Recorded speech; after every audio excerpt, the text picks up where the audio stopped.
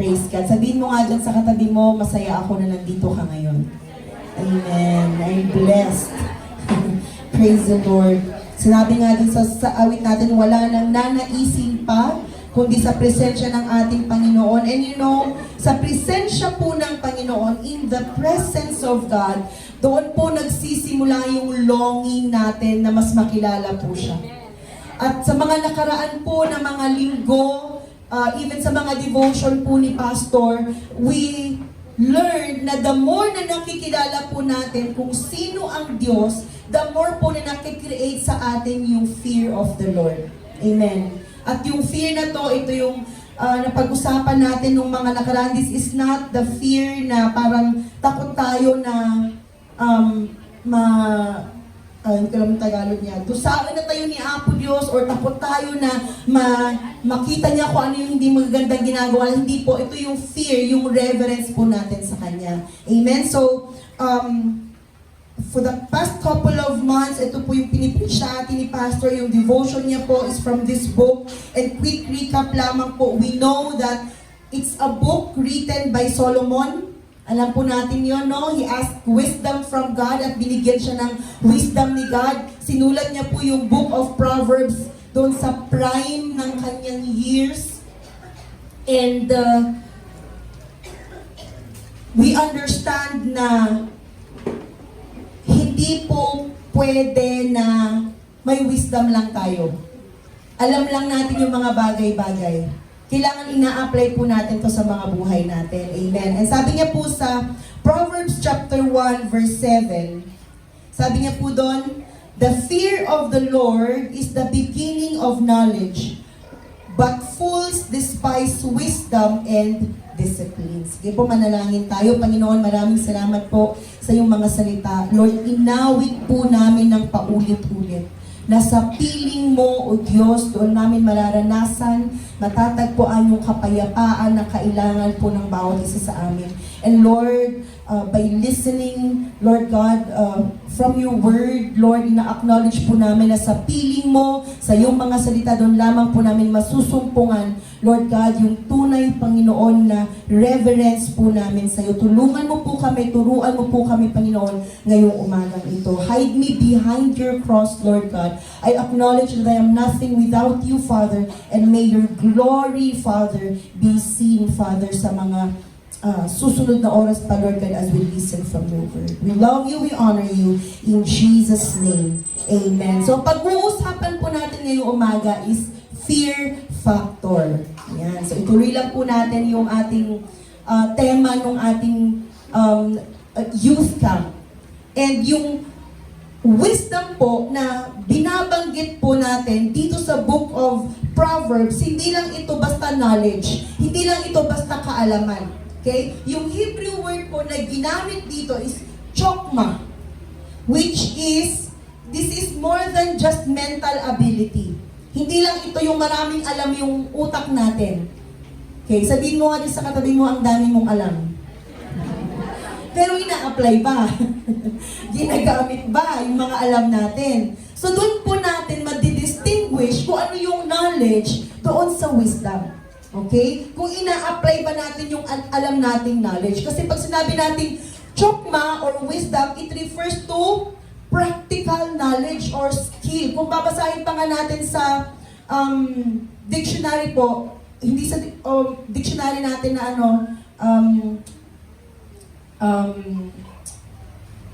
sorry, hindi ko maalala sa isip ko naman. Yung chokma is skill to war. Yung meron tayong kakayahan na makigubat, makilaban. Sino sa inyong handa nang ipadala sa Middle East? Amen. Kuya naman. Amen. So, ibig sabihin, meron tayong skill na makidigma. Hindi man sa Middle East, pero makidigma sa mga nangyayari sa buhay. Okay? And it's applied knowledge. At yung purpose po ng book na ito is to help us develop set of practical skills for living well here on earth. So, hindi po tayo pwedeng kumuha ng prophecy or whatever no dito po sa book of Proverbs, because the book of Proverbs is a book to help us develop yung mga practical skills natin for living well here on earth. And another foundational idea sa Book of Proverbs po is that yung beginning po ng knowledge na yan or wisdom na yan ay yung fear of the Lord. Amen. Kaya yun po yung pag-uusapan natin ngayon. Fear here, kagaya ng sinabi ko kanina, this is not terror. This is not being afraid of being punished. But it refers to a sense of reverence, mataas na pagpuri, pag-honor, sense of awe and wonder po sa presensya ng Panginoon. Na-catch ko kanina yung sinabi ni Ate Hani na in-encourage sa kanila ni Ate Althea kagabi. Nung practice, kasi wala po kami dito kagabi. Na wag po nating hahayaan na maging over-familiar po tayo sa presensya ng Panginoon. Wag po nating wawalain yung sense of awe and wonder natin sa presensya ng God. Kasi alam niyo po, the moment na nawala natin yung sense of awe and wonder natin sa presensya ng Panginoon, mawawala rin po sa atin yung fear of the Lord. Kasi mawawala na yung okay, nag-church ako every Sunday, okay, umaawit ako every Sunday, tumutugtog ako, pumupunta ako, but nagiging gagangay nga po natin Ilocano. Yeah? Nagiging gagangay na lang sa atin yan. At pag naging ganun po, yung takbo ng Christian life natin, mawawalan po tayo ng fear sa Kanya. Na magaang na lang sa atin na gawin yung mga bagay na hindi dapat gawin. No? Yung konsensya natin unti-unti na hindi na natin naririnig. Why? Dahil nawawala na yung ating reverence, yung ating awe sa presensya ng ating Panginoon. So wag po natin yung hahayaan. And today, I am tasked to share, we'll pick up from doon sa Proverbs chapter 1, verse 8 to 19. Okay, basahin po natin ito. Hindi ko po alam kung ano dyan sa mga Bible ninyo, but sa akin po, nakatitle kasi dito na Exhortation to Embrace Wisdom. So, ibig sabihin pala, yung wisdom, kahit nandyan na yan, hindi yan basta-basta mai-apply. We have to desire, kailangan i-desire natin, kailangan gustuhin natin na magkaroon ng wisdom at kailangan i-embrace po natin ang wisdom. Amen. So, basahin nga po muna po natin. Sa verse 8, mag-start po tayo sa verse 8. Listen, my son, to your father's instruction, and do not forsake your mother's teaching. They will be a garland to grace your head, and a chain to adorn your neck. My son, if sinners entice you, do not give in to them. If they say, come along with us, let's lie in wait for someone's blood. Let's waylay some harmless soul. Let's swallow them alive like the grave and whole like those who go down to the pit. We will get all sorts of valuable things and fill our houses with plunder.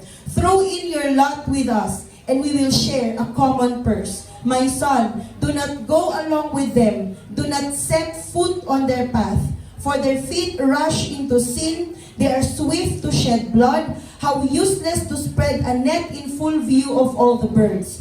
These men lie in wait for their own blood. They waylay only themselves. Such is the end of all who go after ill-gotten gain. It takes away the lives of those who get it. So pag sinabi po natin na fear factor, yung fear po kasi nilagyan po natin to ng ano ba tawag dito? Acronym ba yung tawag doon? Or na pag sinabi natin yung fear factor is focus entire attention on reverence. Na yung fear na tinutukoy po natin dito is that tayo po, yung focus natin, yung entire attention po natin is in revering God, giving honor to God. Okay, ito po yung ibig sabihin ng fear factor. At pag sinabi naman natin na factor, ano ba yung mga component, ano ba yung mga element, or yung mga influence na nagko-contribute dito sa fear na ito? Okay, so ito yung pag-uusapan po natin ngayong umaga. So as we focus our entire attention on reverence, ano ba yung mga factor na kailangan po natin isaalang-alang? Okay? So 3 points lang po to. Okay, number 1, yung sabi niya po sa verse 8 and 9. para po ma-develop sa atin yung fear of the Lord. Listen, my son, to your father's instruction and do not forsake your mother's teaching. They will be a garland to grace your head and a chain to adorn your neck. So point number 1 po natin dito is we listen to guidance. Yan. Makinig po tayo sa guidance. Ang tanong po sa atin dito is, who is counseling you? Sino po ba ang nagka-counsel sa atin? Para po sa mga galing doon sa youth camp, na-remember po natin yung sharing ni Ate Alea sa atin. Ano yung sharing ni Ate Alea? Sa mga galing sa youth camp. Choosing good company. Okay? Choosing good company. At hinalintulad niya, when we choose good company, hinalintulad niya yun sa isang guardrail. Okay? Yung parang ganyan. Yung guardrail is yung, nakikita nyo na yan na parang bakal sa gilid ng kalsada. Okay? Siguro, kung isa kang kaskasero na mag-drive, isipin mo na, bakit na ipaganyan pa? Hindi ko ma-enjoy yung pagliko ko na ganyan, na gusto ko umabot hanggang doon sa shoulder ng... Pero alam nyo, yung purpose ng guardrail na yan is ano? Anong purpose ng guardrail? Ha? Protection. Okay, that's protection po yan. Okay, parang kunyari pag sa mga hagdan, dito sa hagdan natin, meron din siyang guardrail, di ba? Pag wala yan, yung mga nanay kakaba-kaba. No, baka pag dumaan dyan yung anak natin, pwedeng malaglag. So, kailangan ng guardrail. And so, yung guidance po ng good company, parang mga guardrails po yan sa buhay natin. Yung guidance, they are there not to control you, but to be our guardrails. So, yung guidance po ng mga magulang natin, okay, ng mga good company sa buhay natin, they will serve as guardrails. Na pag pumupunta na tayo sa part na, wait lang, parang hindi yata tama yung ginagawa natin. Andyan sila, no, sabihan tayo, ay wait lang, medyo hindi na yata tama. O wait lang, lumalampas ka na sa boundary. Wait lang, hindi na yata papunta sa tama yung mga decision na ginagawa natin. Okay? So, we need, ano itong mga guidance ba na to? Listen to guidance. Okay, ilalas ko na yung sa mga part ng mga magulang.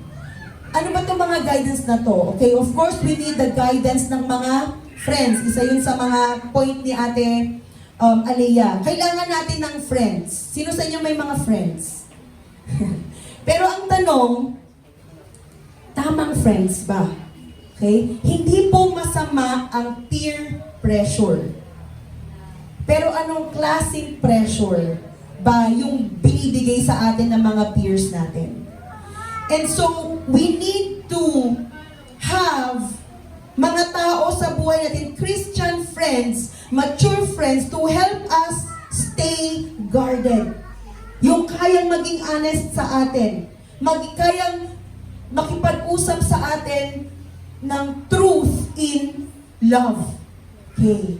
Diba? Yung sasabihin niya, ay friend, alam ko gandang-ganda ka sa sarili mo, pero parang hindi nagmamatch yung outfit mo ngayon. Hindi yung friend, ay grabe, ang ganda-ganda mo, ay bet na bet. Pero actually sa isip niya, yung, nag-ano siya, nag-yellow at nag-brown.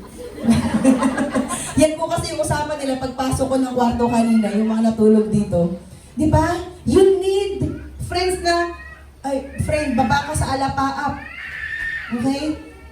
Nilike niya lang yung note mo, hindi ibig sabihin na gusto ka niya. Baba ka sa alapaap, friend. Yung mga kaya kang, hindi lagi silang yes friend. No, hindi natin kailangan ng yes friend.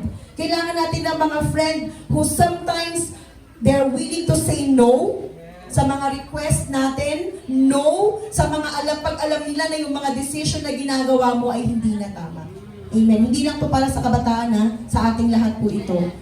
Okay?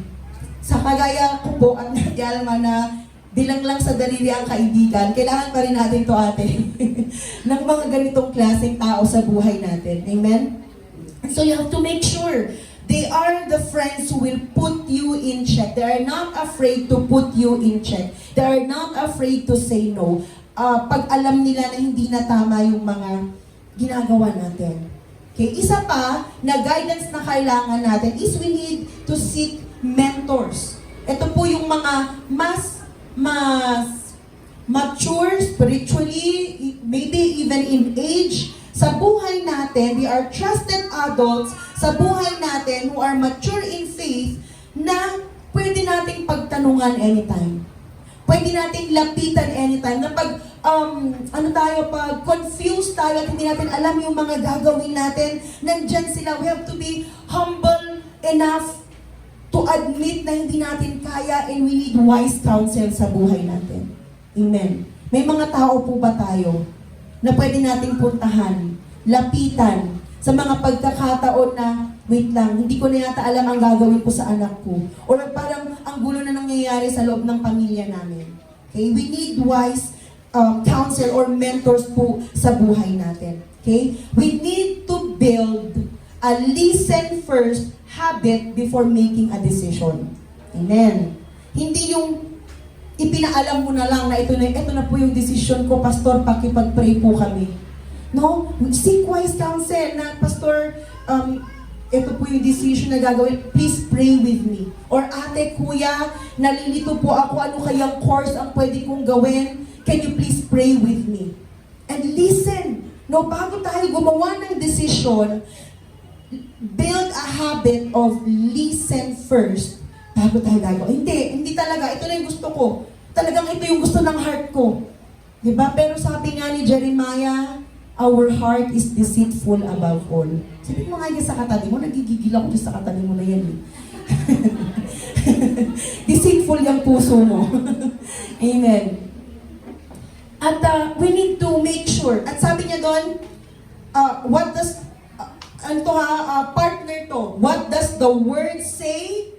Plus, ask someone wiser, someone na mas mature sa buhay mo.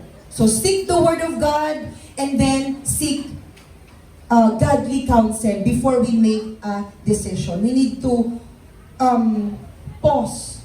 Okay? Ano yung sabi niya pa doon?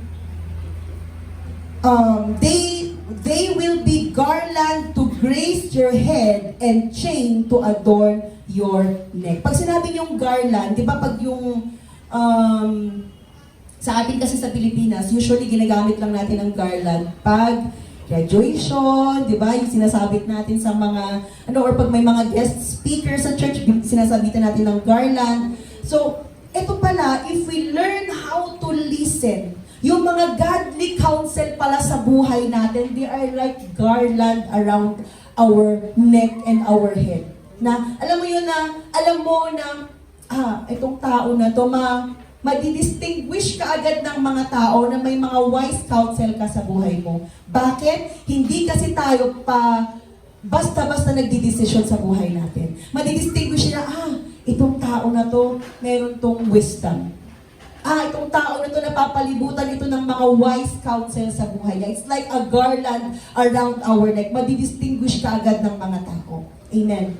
And, yung sabi niya sa verse 8, listen, my son, kanino? To your father's instruction, and do not forsake your mother's teaching. Kahit paulit-ulit yan. Kahit rinaratrat ka niyan tuwing umaga.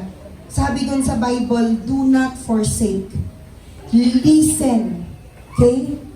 Honoring yung parents natin, listening to your mentors. Kung wala man tayong parents, you have spiritual parents, no? Ito po yung reverential regard po natin sa ating mga magulang. It is commanded by the Word of God. Amen, young people. As long as nakatira pa kayo sa bubong ng mga magulang ninyo, hindi dapat natin i-despise or wawalain yung instruction nila at yung mga teaching nila. Amen. Amen. Eh, Pastor, nagbibigay po ako ng 1/4 ng sahod ko po para sa kanila. Pag nasa bubong pa rin kayo ng mga magulang nyo, ibig sabihin, may authority pa rin sila sa inyo. Okay? Actually, kahit wala na kayo sa bubong nila, we need to always, yung reverential regard natin sa mga magulang natin, hindi dapat yan nawawala. That's your ornament.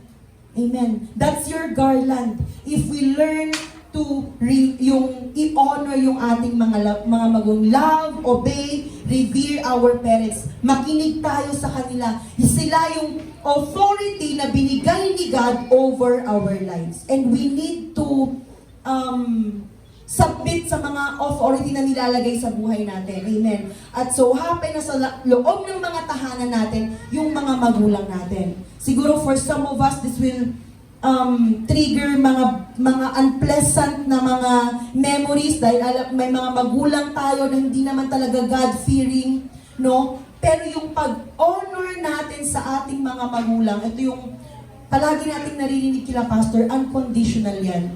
Kahit na masama ang ugali nila, kahit hindi sila ka-honor, we need to always give respect sa kanila. Remember, no, babalik na naman tayo sa lagi nating example sina Shadrach, Meshach, Abednego.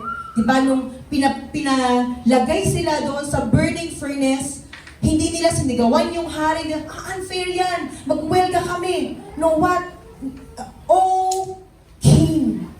Meron pa rin silang paggalang doon sa hari. So, ano man yung sitwasyon natin sa loob ng tahanan natin, huwag po nating wawalain yung honor. Remember, we are honoring them, we are giving reverence to them as we are submitting sa ating Panginoon.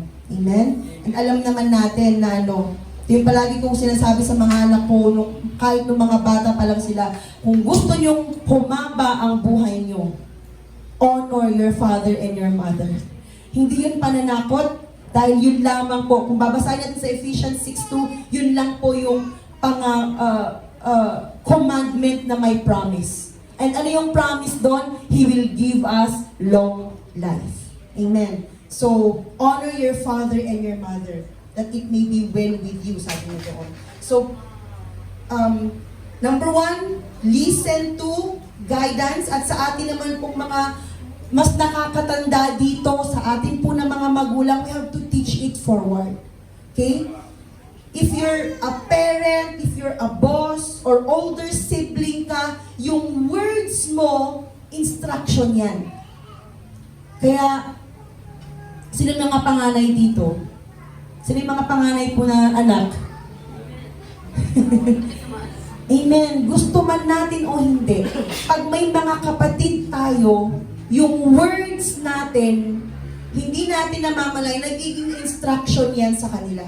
So, kung paano natin pinapakita how to respect our parents, paano natin pinapakita how we do things sa loob ng tahanan, pag lumalabas tayo, hindi natin namamalay, nagiging instruction yan sa mga nakakakita at sumusunod sa atin.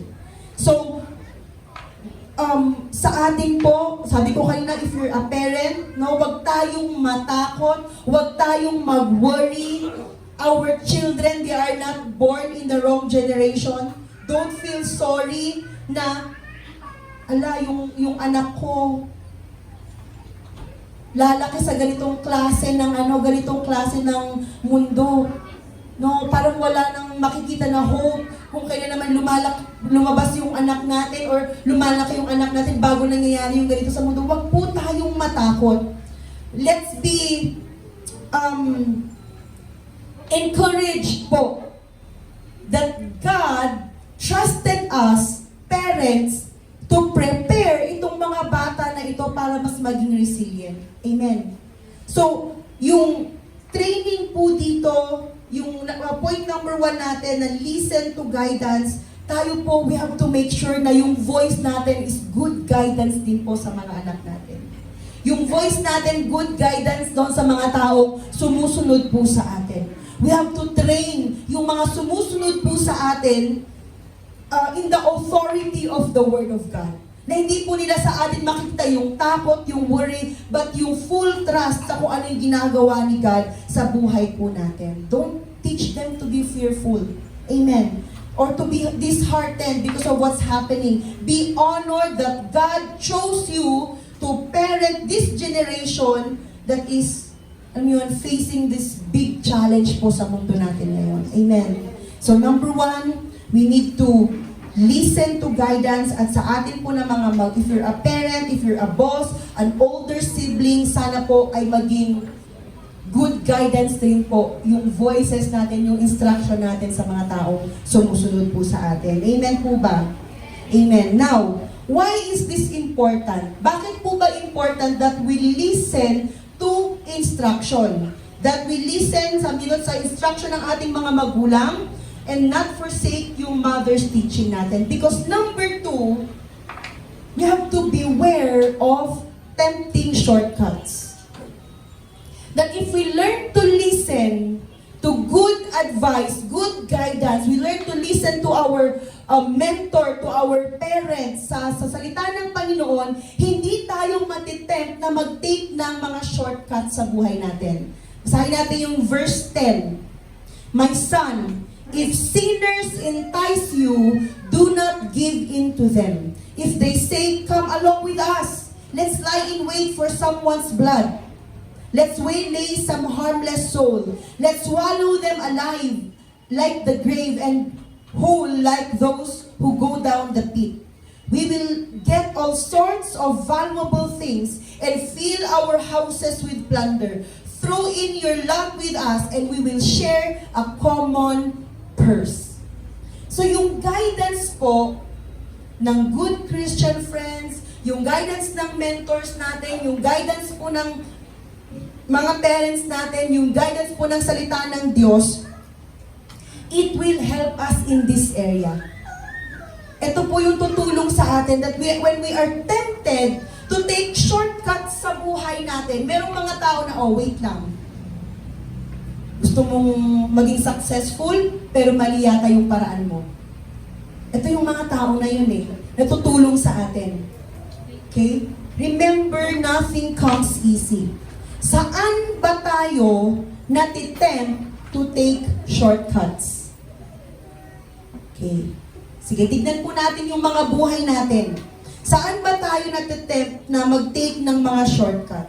If it's too good to be true, then we need to rethink it. Okay. Sabi niyo dun sa verse 11, if they say, come along with us. So kung i-assess po natin yung mga buhay natin, what are the come with us voices sa atin? Ano yung mga come with us, come along with us voices po sa atin? Saan ba tayo madali ng kaaway? Okay? Is it easy money? Cutting corners at work? Alam mo yung ano sa Tagalog, ito yung iniisahan natin, yung mga kasama natin sa trabaho, gossip circles, yung mga revenge fantasy natin, yung sa studies mo, ano ba yung mga shortcut na alam mo gusto kong maging top 1, pero ang paraan mo naman para makapag top 1 ay mag-cheat. That's shortcut, di ba? That's shortcut. Is it in your area of relationship? Okay? Sabi niya doon, beware of tempting shortcut. Okay? Magkakam na lang ako ng very, very light dito. In your relationship, saan tayo natitempt to take shortcuts? Okay? No to young people, no to situationship, yes to commitment.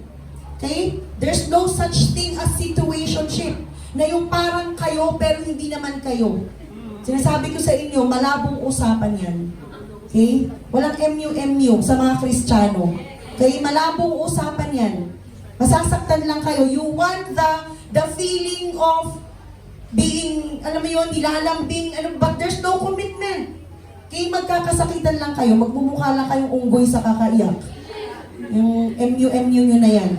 So, don't take shortcuts. Amen? Pag nag-aaral pa, walang muna. Nag-i-imagine ka na dyan ng mga pangyayari, umiyak-iyak ka nang walang dahilan, wala namang hindi namang naging kayo, di ba? So, sino masasaktan doon? Ikaw lang rin. So, yan. Sige, chismisan niyo pa ako. Istorya na may personal Yan, hindi. Para sa inyo yan. Para hindi kayo, alam niyo yun, ayoko na pupunta tayo ng youth camp, tapos bibilangin niyo yung naging ex nung magiging boyfriend nyo. Di ba nakakaano yun? Oh, kaya dapat pag youth camp lang. Anong pinasa ko sa inyo? Anong iuwi galing youth camp? Wisdom. Hindi. Hindi ka chat. Yun. So, yun dapat yung aalalahanin natin, no? Para nang hindi kayo masasaktan. Okay? Walang shortcuts dyan. Sa verse 13, ano yung sabi sa verse 13? We will get all sorts of valuable things and fill our houses with plunder. So let's analyze. Sige. May shortcut nga. Mapapadali nga. At what cost? Ano yung cost? Okay? I-analyze natin yung mga possible results. Pag nag-agree ako na gawin ko ang bagay na ito, what will it cost me? Pag nag-agree ako sa sinasabi niya na, sige maging kami kahit na hindi alam ni pastor, ano yung magiging resulta? Pag nag-agree ako dito sa sinasabi ng ka-work ko na gagawin namin, ano yung magiging resulta? At what cost? What's the real cost? Pwedeng ang cost nito is yung integrity natin, di ba? Pwedeng ang cost nito is yung family natin, kaya we have to be careful. Alam niyo ba na may guilty confession kami ni Pastor. May naabang kaming teleserye sa sa Facebook. Pero hindi po ito yung mga chinovela. Yung post po ng kaibigan namin. Sabi namin, grabe naman, alam na ng buong mundo yung nangyayari sa dispute ng pamilya nila kasi nakapost na doon yung away nilang magkakapatid. So we have to be, at what cost? Diba? Yung family natin ang nagiging casualty. So magte-take nga tayo ng shortcut sa mga, okay, ang bilis nga nung progress, ang bilis nung nangyayari, but at what cost? Yung health natin, okay? Yung sleep natin, yung freedom natin, yung peace of mind natin. So let's write it down. Ano ba? Pag nag-agree ako dito sa inaalok na to, pag ginawa ko ito, ano yung magiging possible na result nito sa buhay ko? Sa buhay ng pamilya ko? Alam niyo, gawin natin inconvenient para sa atin ang magkasala. Amen. If yung phone natin is yung nagiging trap natin, then delete the app. If certain friends, then we have to masakit man cut connection. If it's chatting after 10 o'clock, then change your routine. Okay? We have to shift our focus in such a way na magiging inconvenient para sa atin na magkasala. Amen. Amen. Amen. So remember, this is wisdom for daily living po natin. That as we develop yung fear, ito yung mga factors na kailangan po natin isaalang-alang. And number 3, yan, mabilis lang po akong matapos.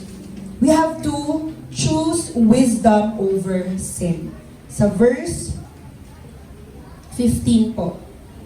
My son, do not go along with them. Do not set foot on their path. For their feet rush into sin. They are swift to shed blood. How useless to spread a net in full view of all the birds. These men lie in wait for their own blood. They waylay only themselves. Such is the end of all who go after ill-gotten gain. It takes away the lives of those who get it. Sabi niya dun sa verse 15, choose your path. Piliin po natin yung dadaanan natin. Be careful na pag-isipan po nating mabuti yung mga decisions na ginagawa natin. Pag sumang-ayon ba ako dito? Pag pinost ko ba to? Pag pinasukan ko ba tong trabaho ito? Pag pinatulan ko ba ito? No? We have to choose wisdom over sin. You see, one thing that we need to understand, if we need to sin to get this one thing, then it's not a blessing from God. If we need to sin, ulitin ko po, kung kailangan nating magkasala para makuha natin yung isang bagay, then that's not blessing. Huwag nating tawaging blessing yung mga bagay na galing sa kasalanan. Amen. So, choose wisdom. Okay? If literal na kailangan mong gawin na hindi napuntahan yung mga lugar na alam mo na maghuhulog sa iyo sa kasalanan, then don't go. Don't take the job offer. Or wag mo nang samahan yung mga tao na yan. If ang weakness mo ay isang bagay, wag mo nang, alam mo yun, wag mo nang, hindi pastora, makikiupo lang naman po ako. Hindi ko naman gagawin yun. So, nakaano po yan dito ha, matagal ko na pong natapos itong sermon na to. Di ba makikiupo lang naman po ako, pero alam mo na weakness mo yun eh. Alam niyo, wala po kami sa posisyon ni Pastor para sabihin po sa inyo na, ay, iwanan mo na yung pag-vape, pagsisigarilyo, pag-iinom. Wala po kami sa posisyon nun. Pero yung stand po talaga namin is no. Sa kahit na anong dyan. Kahit titikim ka lang, kahit anong klase, 1%, 2%, 3% para sa amin, no. Pero wala po kami sa posisyon para sabihin sa inyo na, huwag niyong gawin. But if the conviction of the Holy Spirit ang magtatrabaho po sa buhay natin, mahirap pong labanan yon. And it's also difficult na mag-disobey sa Holy Spirit. Amen. Ayan. Nakangiti ako ha. Hindi po ako nananakot. Ano lang po yun. Paalala lang po sa atin yun. Amen. Sabi niya po dun sa Psalms chapter 1 verse 1 to 2. Okay, punta nga po tayo doon. Blessed is the man, sabi niya po doon, who does not, ano yung una? Walk in the way of sinners, nor sit in the seat of mockers. Sabi niya, blessed is the man who does not walk in the counsel of the wicked, or stand in the way of sinners, or sit in the seat of mockers. So tignan natin yung ano niyan, yung pattern. Una, sabi niya doon, those who does not walk, okay? Nung una, nilalakaran mo pa lang naman, dinadaan-daanan mo, and then, or stand, dumating ka na doon sa point na medyo tinatambayan mo na wait lang. Dati, ini-scroll mo lang sa Facebook, then biglang tinambayan mo na, isang episode lang. O di bale, kaya ko namang kontrolin yung sarili ko. Hanggang ano yung sabi niya doon? Or sit in the seat of mockers, inupuan mo na. So ganito po, nabubuo ang path or pattern sa buhay natin. Kung mag-hiking po kayo, usually pag mag-hiking, meron ng path, di ba? Adantidas-das, meron ng daanan. At paano po ba nabubuo yung path? Palaging dinadaanan. Pag palagi mo yung dinadaanan, eventually, wala nang tutubong grass hanggang sa magiging very visible na nadaanan talaga yan. Tama? And so, ganyan po nabubuo yung pattern sa buhay natin. Una, binisita mo lang naman. Pinuntahan mo lang minsan. Hanggang sa pagpaulit-ulit na nating ginagawa, nagiging pattern na siya sa buhay natin. Naalala ko, meron akong sinend na example sa inyo dati. Nung nanood kami ng, ano ba yung mga buhay ng mga animals? National Geographic ata yun. May mga animals po na nagma-migrate. Tama ba? Anong tawag? Migration, tama? May mga animals na nagma-migrate. So, pag lumamig na masyado sa area na pinuntahan nila, lilipat sila sa mas warm na area. At alam niyo po, yung daan na tinatahak po ng mga yon, naka-ingrain na sa kanila dahil yun yung same daan na tinatahak ng mga ninuno nila. So, imagine, alam na nila yon. Kaya, pag kunyari ang nag-migrate ay mga elephant. Ngayon, doon sa daanan nila, may nag-build ng fence or may nag-build ng community. Hindi nila yun lilikuan. Dahil since alam na nila na yun yung path nila, dadaanan pa rin nila yun. Kaya may mga iba namamatay, iba naman nakakapatay because of nakaset na yung pattern. And you know, that's how it happens din sa mga buhay natin. If matagal na yung pattern na yan na ginagawa natin, okay, mahihirapan tayong tanggalin unless meron pong intervention ng salita ng Panginoon. Intervention ng Holy Spirit sa buhay natin. Amen. And we need to choose wisdom. Amen. Sabihin mo niyo sa katabi mo, choose wisdom. Amen. Yung sa verse 17, sabi niya pa nga doon, how useless to spread a net in full view of all the birds. Diba? Kahit po ang ibon, may talino, kahit maliit ang utak ng mga ibon, matalino yan. Pag nakita nila na may trap, alam na nila yung itsura ng trap, hindi na pupunta yan doon. Pero minsan tayo mga Kristiyano, alam na nga natin na trap. Sabi niya nga doon, buti pa yung ibon. How useless to spread a net in full view of all the birds. Even a bird won't fly into a net pag nakita niya na may trap doon. Okay? Pero tayo sometimes we pretend that we don't see. Or pag nasa height na tayo ng pero pastora, grabe talaga. Nung youth camp, talaga naman. Nung pag-height ng emotion natin, alam na nga natin na trap, nagpe-pretend pa tayo na hindi natin nakikita. Alam mo yung walking red flag na siya, sis. Pero talaga naman, sabi mo, favorite color mo, red. No? Anong love is blind? Maureen. Ay, red. Love is red daw. Okay? So, pero ito yung katotohanan. Di ba? Sometimes we pretend we don't see. Why? Because of hindi natin pinipili yung wisdom. Ayan. So, avoid, sabi niya sa verse 19, we need to avoid instant gratification. Okay, we have to get honest.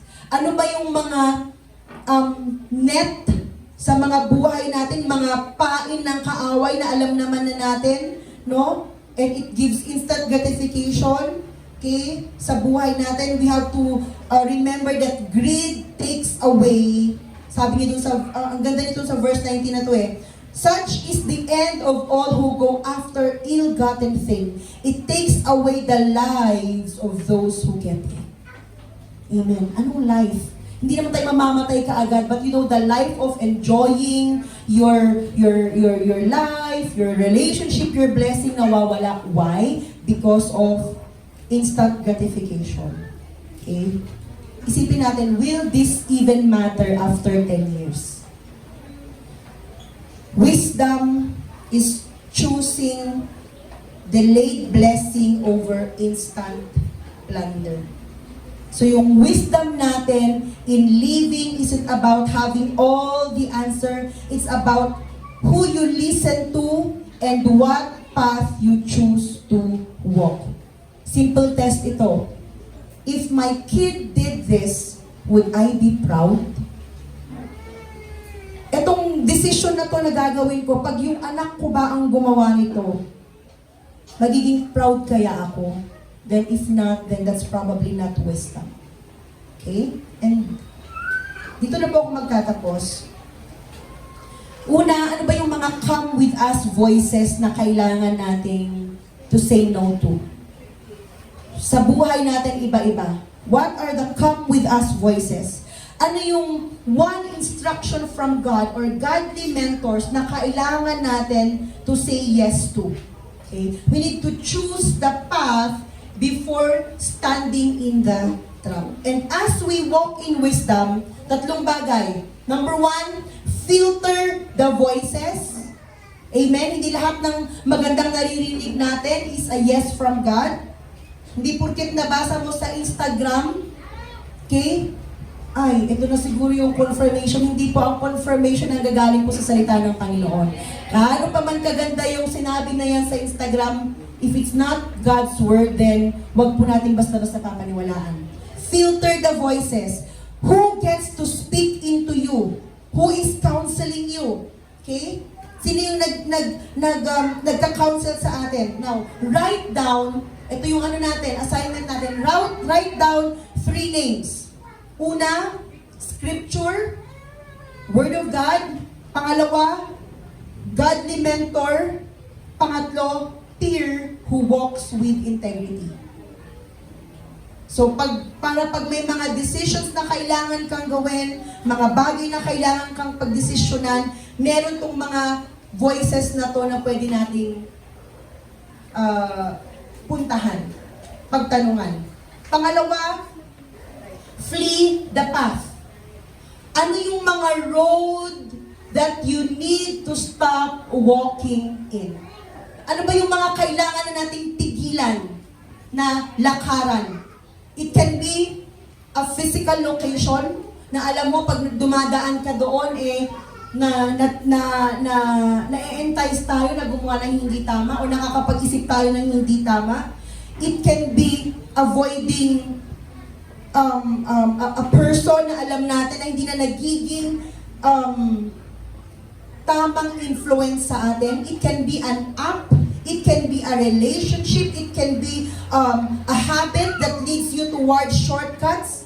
Okay, i-delete mo na yan, i-avoid mo na yan, or tell your trusted person, a trusted adult, a mentor, your peer to help you be accountable. Kasi alam nyo, pag sasarili lang natin yan, ang dali sa atin na malaglag. Kasi ikaw lang naman at saka si Lord ang nakakaalam. Di ba? Si Lord alam yun. But if you tell someone, a trusted person, alam mo, ito yung kahinaan ko, then that person will help you be accountable. O kapsat, kasnasamot, kastoy manantir aramidam. Kapsat, mapapangkansamot mananiti madinya dalan. Okay? So, we need that wisdom. Okay, I want you to take note of this. Wisdom is not just knowing better. Alam ko na, oh thank you Lord, nadagdagan yung wisdom ko. But it's walking away. Okay, alam mo na nga na hindi tama, that's wisdom. Pero part ng wisdom na yan is walking away dun sa mga bagay na dapat natin iwasan. At pangatlo, fix your eyes. Saan ba nakatuon yung mata natin? What reward are you really chasing? Are you chasing plunder? Or are you chasing Christ? Anong reward po ba talaga yung hinahanap natin?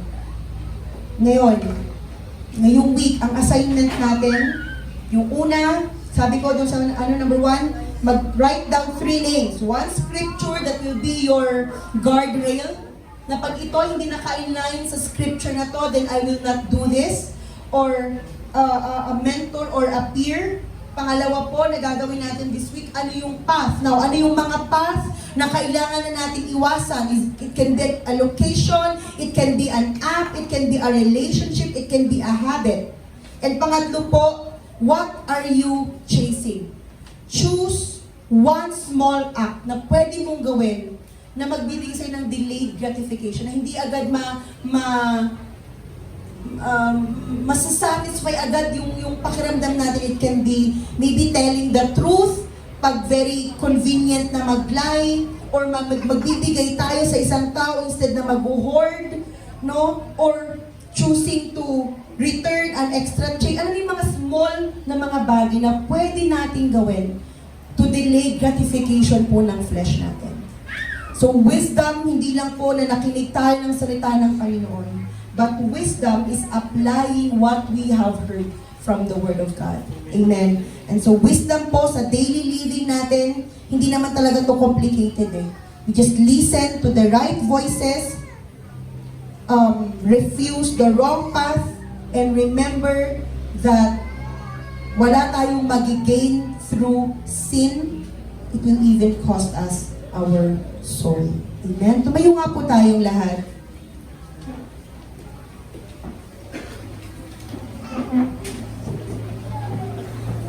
Yung mga pinag-alalan po natin ngayong umaga, these are mga practical na mga bagay po. You know, yung pagiging spiritual po ng buhay natin, yung pagiging passionate natin kay God, pagiging passionate natin sa presence ni God, pagiging passionate po natin na mag-serve kay Lord, mababaliwala po yan if we do not walk in wisdom. Marami po tayong mga tao na nakita, nabalitaan. Bakit on fire naman? Nagsuserve naman. Alam niyo yun, that's very good that we serve. On fire tayo kay Lord. But you know, we also need to walk in wisdom. Dahil mamaya, ito pa po yung magdi-disqualify sa atin. Hindi natin namamalayan na ito pa pala yung naglalayo sa atin kay God because we are not walking in the wisdom na binibigay po sa atin ng salita ng Panginoon. And so this morning, while the worship team is just playing po, can we just have an assessment of our life? Let's just allow the Holy Spirit to give us yung kailangan po natin na conviction ngayong umaga. Hindi po ang salita ng Panginoon, hindi po ito pang guilt trip sa atin. Hindi po ito pang condemn sa atin. But let's just allow the conviction of the Holy Spirit to say, to show us areas in our lives na hindi po natin namamalayan. Hindi na pala tayo nakikinig sa counsel ng Panginoon. Yung ibang voices na pala yung nag-lead sa atin. That we are walking in the path that's not for us. Thank you, Jesus. Can we just all close our eyes? Can we just allow the Holy Spirit to minister po sa buhay po natin ngayon? And if there are things that we need to give to Him, surrender to Him, then ask the Holy Spirit to give you the courage, the strength, na gawin po ang mga bagay na ito. Thank you, Jesus. Hallelujah. Thank you, Jesus. Thank you, Lord.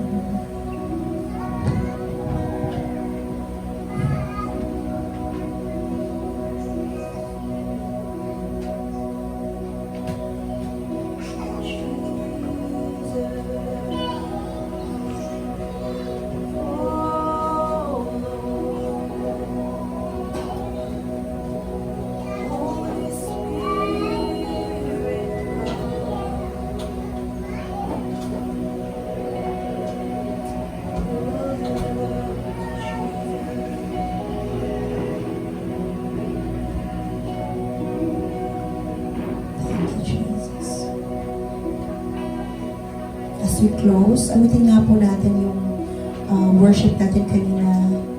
Kapayapaan na nagmumula po sa Panginoon. Ang kailangan po natin ngayon. Thank you, Jesus. Thank you, Jesus. Thank you, Jesus.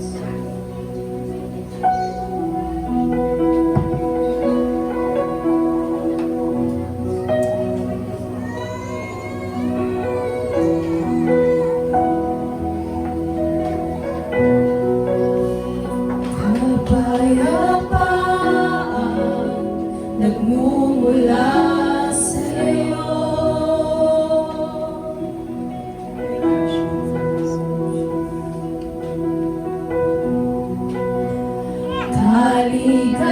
Kaligayahan na kamit sa piling mo. Minsan pangako kapayapaan. Kapayapaan nagmumula sa'yo.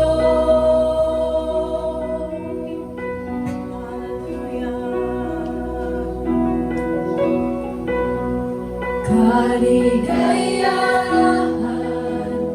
na kami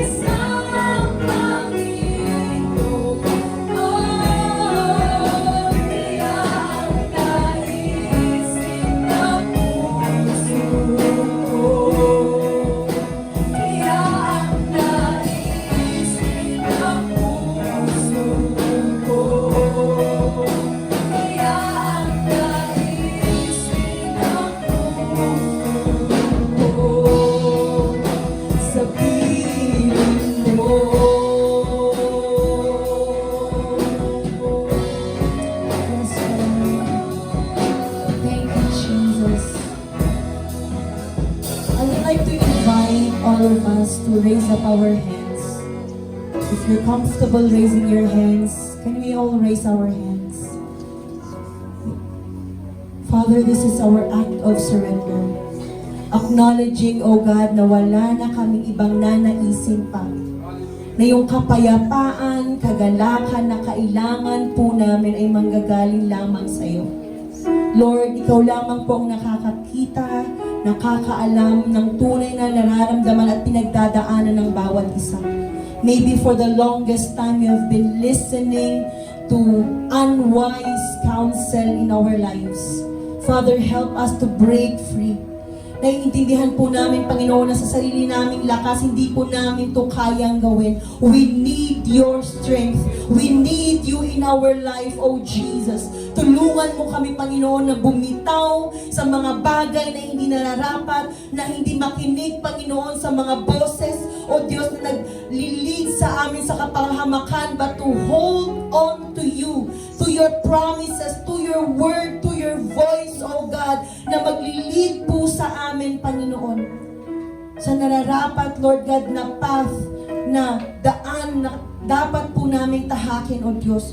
For those who are longing, Father, for godly counsel, for matured peers, O God, for mentor, Panginoon, sa kanilang mga buhay, I pray in the name of Jesus, O God, that you will connect them sa mga tamang tao, Panginoon. For those who are watching online, that you will connect them sa mga tamang church, Lord God. Tamang mga tao, Panginoon, who will help them and lead them, O God, na makaalis sila doon sa mga path, Lord God, na hindi tama, and that they will walk, Lord God, according doon sa purpose at plano mo po sa kanilang mga buhay, O Diyos.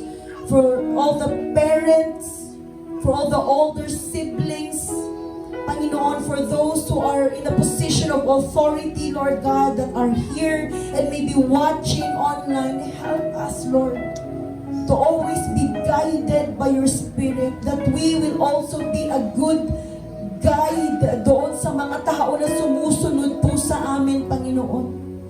Maraming salamat sa iyong mga salita na nagpaalala po sa amin, O Diyos, that Lord, knowing what is good, what is right, hindi lang ito yung magiging magpapawise sa amin, but actually applying what we have heard, walking away from relationship, from person, from friends, from people, oh God, from places na hindi nararapat para sa amin, Panginoon.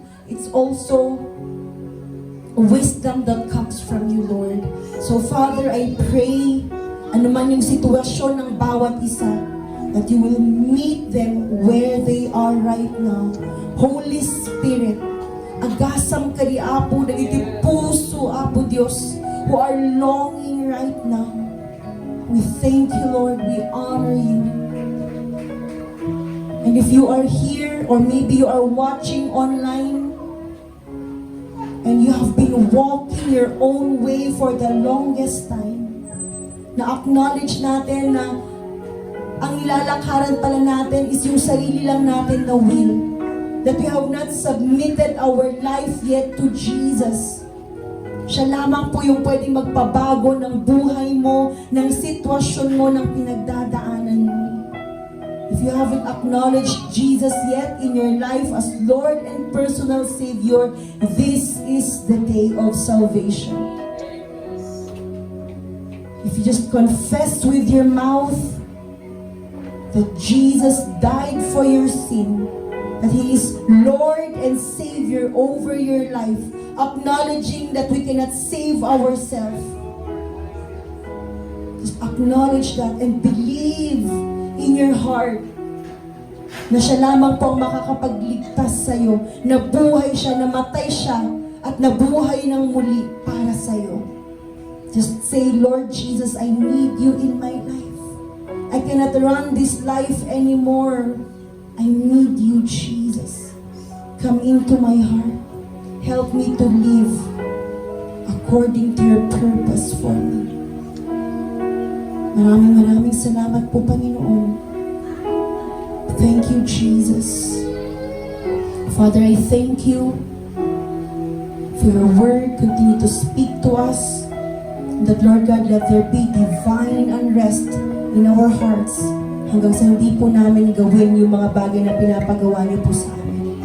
For those who are sick, Lord, we thank you for your healing. We remember, Lord God, the mother-in-law of Sister Marie June, that, oh God, will just continue to touch her life. Oh Lord, we speak healing, we speak life in Jesus' name. I thank you even for your provision, for your strength to the whole family in Jesus' name. Yaman kami ken ka, Apo Diyos, at yaman kami. Karagiti at bilbilok, Apo Diyos, iti trabaho na. Lord, I thank you for your, that you connect them to right company, right people, oh God. Thank you, Lord. Madaydayaw ka, madaydayaw ka. Lord, we give you all the glory today. We give you all the honor, thanksgiving. Come on, just say, thank you, Jesus. Maraming salamat po, Panginoon, sa ginagawa niyo po sa buhay ng bawat isa. We love you, Lord. We honor you, and we give you praise. May the words of our mouth, meditations of our heart, and everything that we do give glory to your name. This we ask in Jesus' name. Amen.